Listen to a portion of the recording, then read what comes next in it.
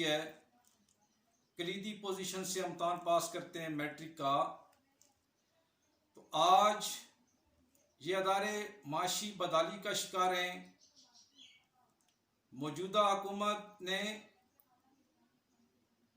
PAF के कवायदो ज़वाबित के बरक्स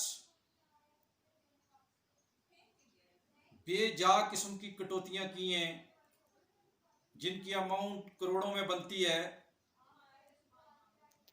आज ये अदारे बंद होने के करीब पहुंच चुके हैं। इनमें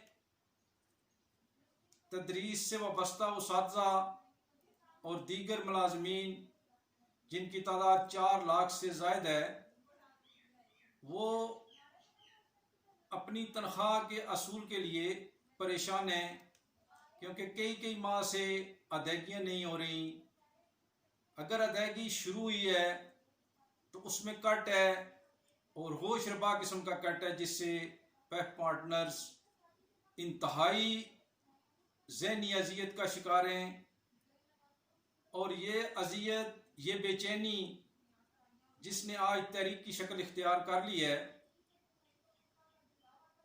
9 तारीख को 9 जून बरोज़ मंगल इस हवाले से जॉइंट एक्शन कमेटी की अपील पर पंजाब भर के तमाम पैफ पार्टनर्स पंजाब असेंबली के सामने भूख हड़ताली कैंप लगाएंगे, जिसमें पंजाब भर से पैफ पार्टनर भरपूर शिरकत करेंगे।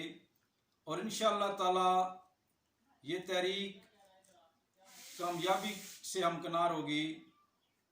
मैं हुकूमत से ये मुतालबा करता हूँ कि पैफ के जो फंड्स की कटौती की गई है उसको फिलफौर रिलीज़ किया जाए, और जो पेमेंट्स की गई हैं उनमें जो 50% मज़ीद कट लगा लिया गया है कि आधी पेमेंट हुई, उन पेमेंट्स की अदायगी की जाए। बसूरत दीगर ये तहरीक की शक्ल इख्तियार करती जाएगी।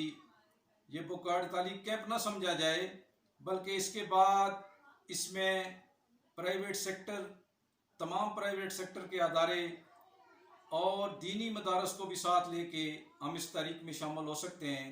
इसलिए हुकूमत से इल्तमास है, और बिलखसूस वज़ीर आज़म Pakistan, chief justice of Pakistan